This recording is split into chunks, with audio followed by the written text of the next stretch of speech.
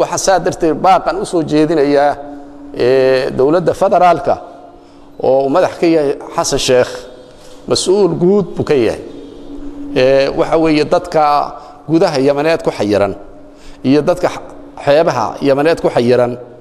iyo dadka hadda nagu soo wajahan guud ahaan adaa mas'uulka ah waana lagu qabsan waxana suuroobi karta sanada soo socota in ay soo diyaarinayso in dib kursiga ugu soo noqoto asbaabta ugu soo noqon leeyahay dadku u sheego dadkaas oo meesha ka soo rartay weey oo Soomaali ku aragtay inaad u nooshay Soomaali adan naftaada u nooleyn aanu intaasan oran lahaa madaxweynaha waxa la waxa dawlad goboleedada oo dhanna wayna soo jeedsadaan ay maaragtay dadaalaan hadda halka maamulka Puntland waa dadaalaya waxaan wasiir ku xigeenkii dakhliga nala jooga aad buu dadaalaya 24 saacadood kama baxo wuxuu gudihiisa wixii ma aragtay uu qaban karo oo awoodiisa buu qabanaya waxaan aad u jeclaan lahayn madaxweynaha soo socdana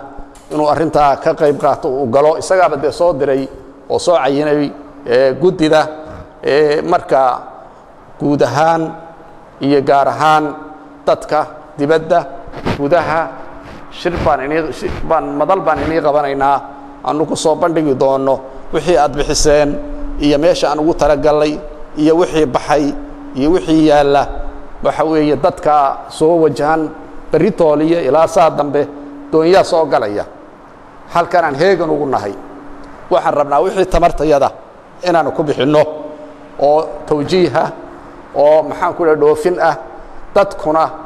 boqolkii dadka badankoodu waa koonfur u socdaan dadka waxa noo kiciyay oo ugu hadlayno ilaahay dartii iyo anagoo ka naxayno oo dadkii oo dad Soomaalina ah muslimiinna ah ma aragtay markaan u dhageysano caruurtii iyo haweenkii iyo odayaashii aad iyo aad ma aragtay aanu cabsanayna caawa haday ajalna ugu timaado in la qabsado xagga ilaahay baan ka baqaynaa